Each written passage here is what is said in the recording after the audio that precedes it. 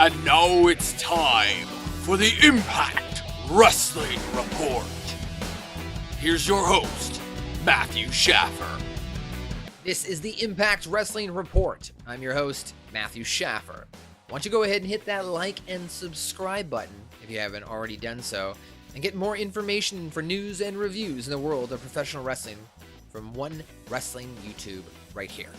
Of course, you can also get the Raw and SmackDown review show with Big Ray Hernandez, Rick Vickery, and the NXT breakdown with Michael Jarrio, and anything else the famous Bill Apter decides to grace us with right here on the One Wrestling YouTube channel. Of course, you're watching now the Impact Wrestling Report.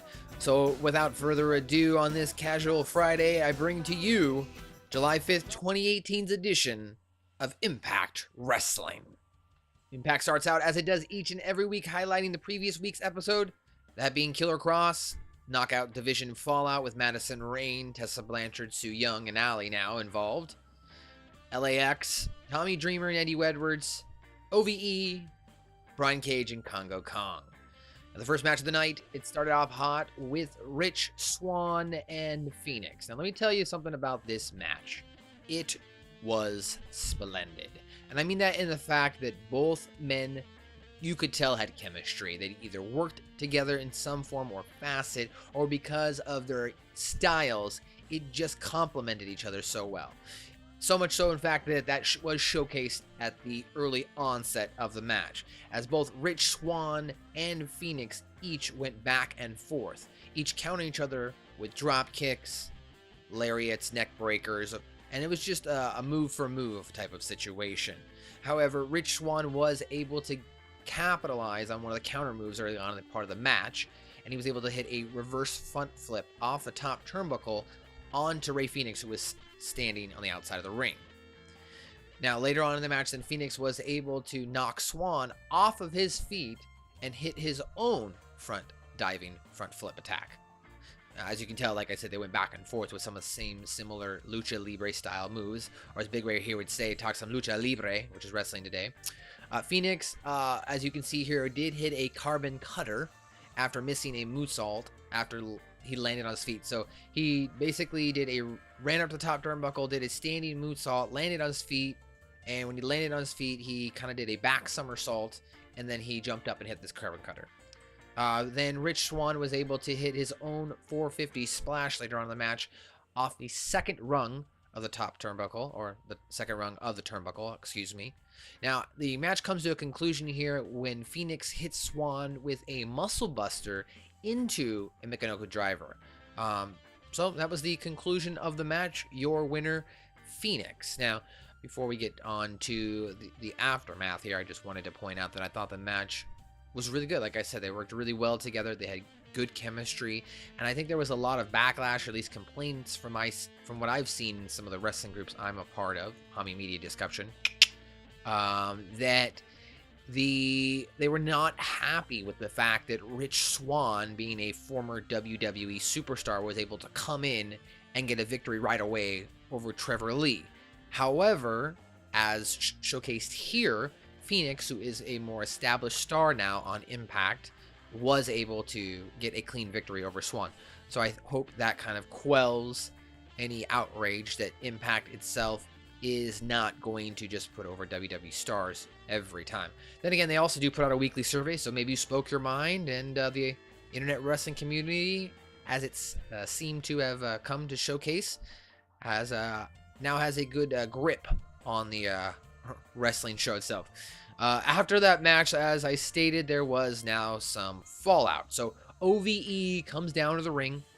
They start beating up FENIX and start threatening to take off his mask. All of a sudden, Pentagon Jr. comes out to the ring. You'll understand why I said quotation here, did air quotations there. He comes out to the ring and he clears out OVE from the ring. Then he starts beating on FENIX. So it's like, oh my gosh, Pentagon Jr. is beating down FENIX. Well, no, it was actually Sami Callihan in Pentagon Jr.'s mask. Now, OVE then returns to the ring. They start beating down FENIX some more. They attempt to demask him. And then the real Pentagon Jr. makes his way down to the ring. And we see Pentagon Jr., FENIX, and Rich Swann all standing tall in the ring itself. You know, like it looks like here, of course, this is going to set up a match next week, which we'll talk about a little bit later on in the program here. We then cut backstage to see Josh Matthews and Don Callis hyping up some of the events tonight, that being Killer Kross's in-ring debut, Tommy Dreamer's response to the beatdown he got from Eddie Edwards, and of course the main event, The Machine, Brian Cage versus Congo Kong. We then go to KM, who is apologizing to FALLAH for the outburst and for the attack he tried to implement on him, and then says that he deserved to get beat down by Scott Steiner. Never seen a wrestler acknowledge they're deserving of a beating. That was quite interesting. He goes on to say that he's going to prove to FALLAH tonight that he's got his back and he's dedicated to this team. And it appears that FALLAH's match tonight will be against, yes, the debuting Killer Kross. Before that match, though, we did cut backstage to see Allie and Mediterranean talking up their upcoming match. Allie talks about how the light in the darkness has fueled her, yada yada yada. She's going to have a revenge. They'll fight later on tonight against Su Yung and the Undead Bridesmaids. Okay, now we go out to the ring for the debut of Killer Kross as he went one-on-one with FALLAH. Now, the match starts out with FALLAH getting a quick advantage by taking some of his patented chops to Killer Kross across the chest. Cross across the chest. It's a mouthful. Say that 3 times. Cross chest. Cross chest. Cross chest.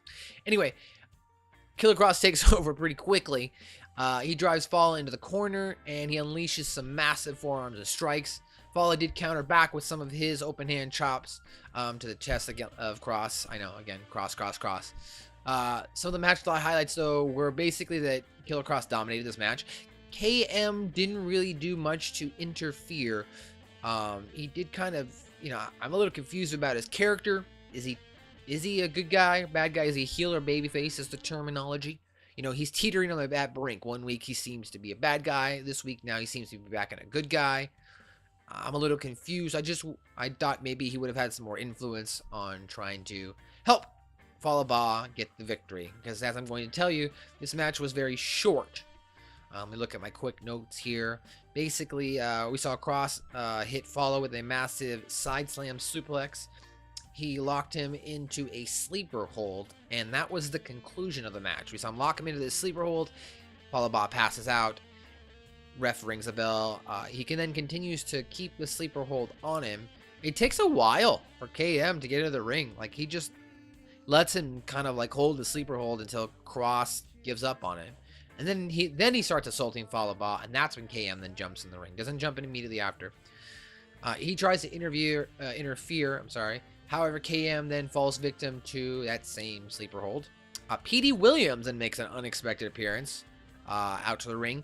I guess he needs to get some retribution, not only for the attacks, but of course pinning the Killer Kross gimmick, the Mystery X Attacker gimmick on him. That almost probably got him nearly fired from Sanjay Dutt. So he comes out, he hits him with a chair. KM is unfazed, so he lets go of the sleeper hold on... Kross is unfazed, so he lets go of the sleeper hold on KM. Petey Williams hits him with the chair a couple more times. Eventually, Kross starts to fight back. Then Petey Williams throws the chair at him, and this, I guess, knocks Kross off balance. He ends up outside the ring. They continue to yell, and that is the end of this segment. Now, I thought the match was good as far as Killer Kross. He looked really well. He was able to move around the ring, and I think having him go over on a bigger guy, such as FALLAH in his first match, made him look strong. I also like that it seemed, I don't know if this is going to be his actual finisher in Impact, but I do like the fact that he's just finishing people with a classic sleeper hold. It's classic, you know, yet strong, and it brings power. Go to sleep, friend. Go to sleep. Anyway, we then come back from commercial break, and we see Congo Kong and Jimmy Jacobs hyping up their upcoming main event match of the evening. Jimmy Jacobs tells Congo Kong and the rest that Brian Cage is but just a man, not a machine.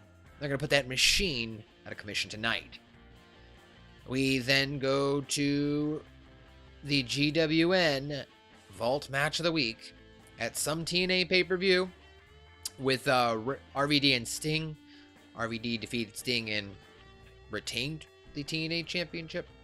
Wasn't paying much attention. Sorry, it's not a big fan of this weekly spot. We then go backstage with Gama Singh hyping up the DESI Hit Squad, saying that they're going to be the future of Impact and they will be the new Impact Tag Team Champions.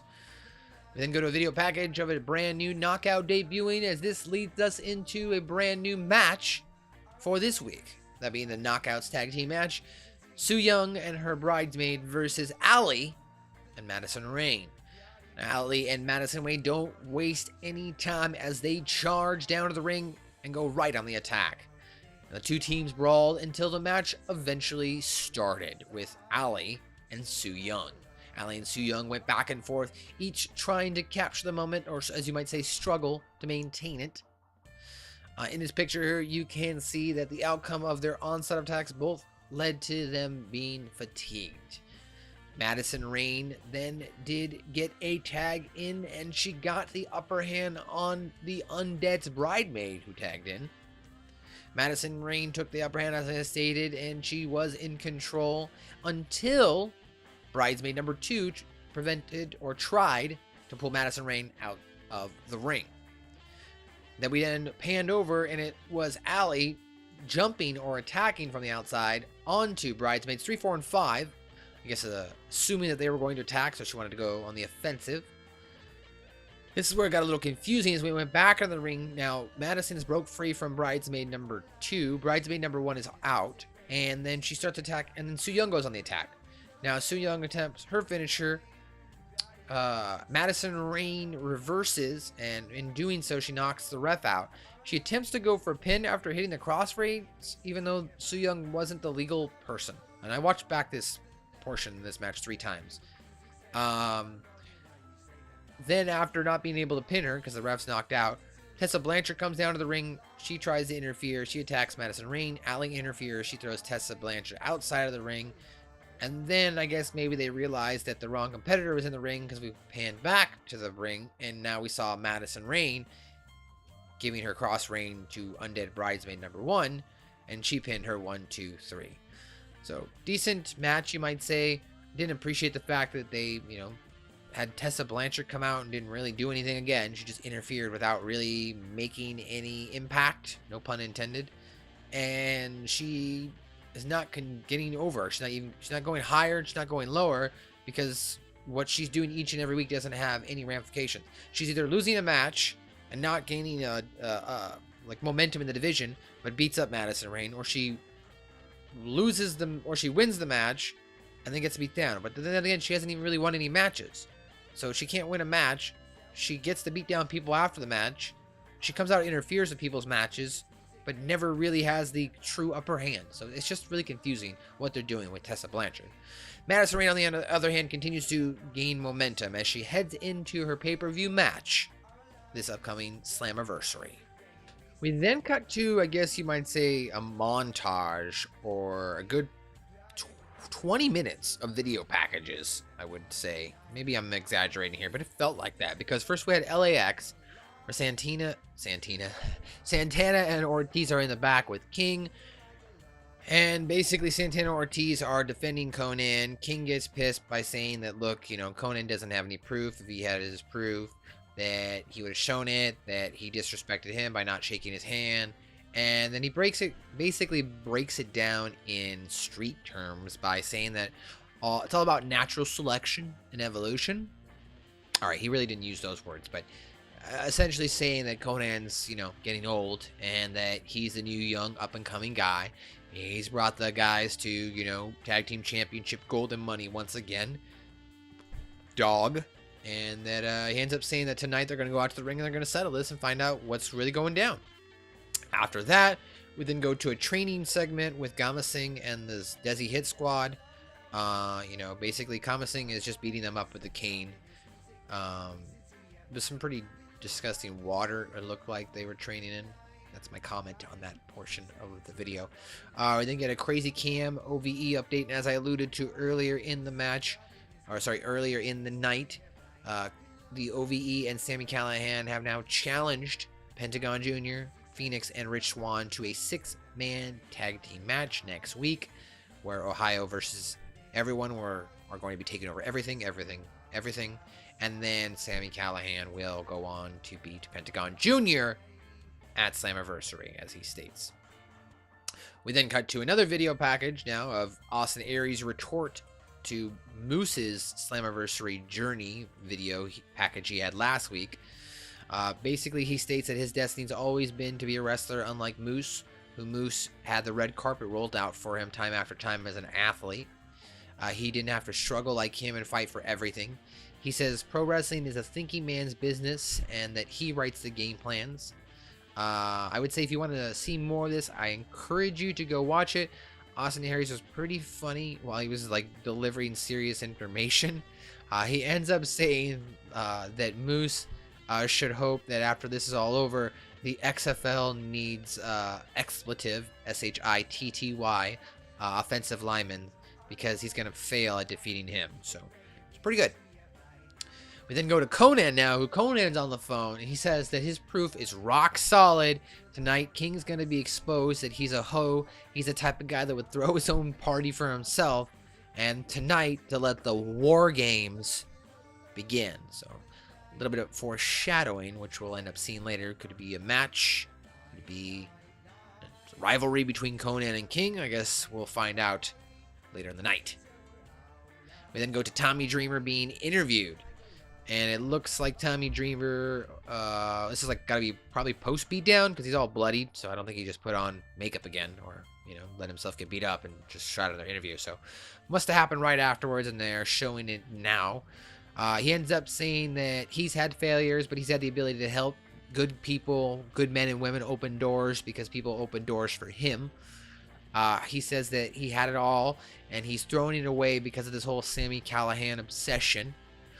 He says that he's mad himself that he's all bloodied and has to go home and tell his daughters why. He looks like the way he does. He continues on to explain that he tries to help Eddie Edwards and that he's crazy for thinking that he had sex with his 25-year-old wife. He says, look at me. I'm a effing big guy, essentially. He says that nobody comes to his house, that being House of Hardcore, and attacks him, and that now he has an obsession in taking out Eddie Edwards. We then immediately find out that Eddie Edwards will take on Tommy Dreamer in a House of Hardcore match at Slammiversary. We also get a quick vignette showing that D'Angelo Williams will be returning to Impact Wrestling next week. If you didn't catch in D'Angelo Williams last year's Slammiversary, he's a former professional NFL running back who mainly played with the Carolina Panthers in his career, and he did put on one heck of a showing last year. If he's continued any form of training, he's only going to astound you, as he has not had a good amount of matches, yet he wrestles better than Ronda Rousey, which is very good, if you've seen her, I guess. We then go out to the ring where we see the returning Impact's champion, Winter, now known as Katrina, with Grotto. This was a fast match. They traded some moves until Rebel took control. She slammed Katrina's face against the mat, lifted her up for a while before dumping her to the mat for a 2 count. Katrina went for a tornado DDT off the top rope. She didn't really actually nail it. It was really, really sloppy, to be kind of honest. This match was actually really sloppy. Then Katrina jumped off the top rope and missed Rebel. Rebel took control. Rebel went for a suplex, but Katrina slipped out of it and hit a backbreaker for the win. So, as I said, a quick match. After the match was over, Grado danced for a bit, and he fell out of the ring while jumping up and down off the apron. He acted like he won. I think that was what Don Callis and Matthews were putting over the fact. Winner, of course, like I said, Katrina. We go backstage, and we see that Katrina has a surprise for Grotto. Joe Hendry, he's there singing about how he makes things better for Impact Wrestling. Says Grotto's day scene, or I guess Grotto says that those two, Katrina and Joe Hendry, excuse me, I got gas here, made his day better. I don't know, I kind of stopped paying attention here. I don't know who Joe Hendry is. I guess maybe I should look that up. So if I do or don't, I'm sorry if it's a Canadian star or something, if he's a singer. I don't know. Anyway, we then go to our main event match. Congo Kong versus Brian Cage. And this match did have some build-up over the week. Man, there was some amazing spots before we get into the breakdown that I don't have pictures here to go over. I encourage you to go back and watch. There was a moment where Brian Cage actually ran and jumped and did a front flip, like a luchador, if you will, from the inside of the ring to the outside of the ring. Fabulous. He was just moving around like an X Division star, which is why he's in the X Division, I guess, division. X Division. Why he's in the X Division. How do you say it? Okay. Anyway, so the match starts out with Congo taking control early. They did, of course, go back and forth with some reversals, but Congo got the advantage. Congo hit a belly-to-belly suplex in the corner. He then mounted Cage to lay in some punches, but Cage grabbed him, and then he tried to hit Kong for Hurricanrana and got a near fall. Cage nailed a kick and caught a cross body to slam Congo down. Cage nailed a 619 running forearm in the corner, followed by a German suplex for a 2 count. And it looked like Cage was like some sort of offensive maneuver. Kong reversed it though, and he hit him with a headbutt and then a choke slam for another 2 count of his own. Jimmy Jacobs remained on the outside trying to distract Cage. However, Congo Kong climbed up the top rope turnbuckle. Cage joined him up there. He hit him with a giant superplex, and then after hitting him with that superplex, he picked it up for his finisher known as the Weapon X, or they're still not calling it that. They're still calling it the F5. And your winner was Brian Cage. Brian Cage is your winner of this match. And, after the match, that was it. There wasn't really any follow-up. He was the winner, and now Cage should be well on his way to going one-on-one with Seidel, the X Division Championship. All right, and that was pretty much our wrestling for the night. The last segment was LAX. Now, they had been, of course, building this up all night, building it up over the last couple weeks. Who attacked Conan? Who put the hit out for him? What's going on? So, basically, Conan comes out to explain who took him out. There's a lot of LAX chants. He basically says that he needs to talk to King, so he calls him out. King comes out to the ring. Conan says that he's not necessarily so mad at King for putting the hit out on him, that he's more upset that he took care of him and gave him, I guess, his first $100,000 when he was younger. King fires back saying that, he's a man, he doesn't need Conan's help. He goes on to say, you've been talking about all this proof. Where's your proof? This is all, you're talking about all these phone calls that never happened from your hospital. Conan says that, he's a walking, talking glory hole. That started a glory hole chant from the crowd. Conan then called him a punk ASS female dog. Then, when he was younger, and now. This actually makes King snap. King then admits to the fact that he put the hit out on Conan, and that he needs to go out into the sunset and needs to get shot in the back of the head like Old Yeller. He says that he is the future, and that LAX needs to decide who is going to be between him and Conan. The tag champs give King the middle finger, siding with Conan. Conan says that he didn't get the job done, and King then actually retorts by saying, "Didn't I?" And then suddenly we see returns. We see the return of the original LAX, Homicide, and yes, Super Mex Hernandez, who's been, we thought was quote-unquote blackballed, I guess. I don't know. We haven't seen him in years. That was actually Don Callis' words. His quote, blackballed. They get in the ring. Him and King beat down the rest of the LAX. And they end up going off the air after they covered them with like some flags and a t-shirt. And they basically then now say that they are LAX 5150. So it's going to be LAX 5150 versus LAX, I guess. Conan's LAX versus King's LAX 5150. Street warfare, gang warfare. It's like the NWO breaking up, and you got the black and white versus the red. Now they're doing it all over with LAX. And ladies and gentlemen, that was Impact Wrestling. I thought that show was really, really good. I'm actually really shocked. From the beginning to end. They had me captivated with the LAX storyline by playing the vignettes and images and getting you ready for that. They had me interested in the Congo Kong and Brian Cage match, so that kept me, captivated not only from a wrestling standpoint to watch the whole night for that match, but then to conclude with the LAX segment. Thought it did really, really well. And I think that, of course, they threw in a little bit of sprinkled of DESI Hit Squad there and some other things that, continue to push Impact forward. But of course, my only play of the night was how they continue to treat Tessa Blanchard.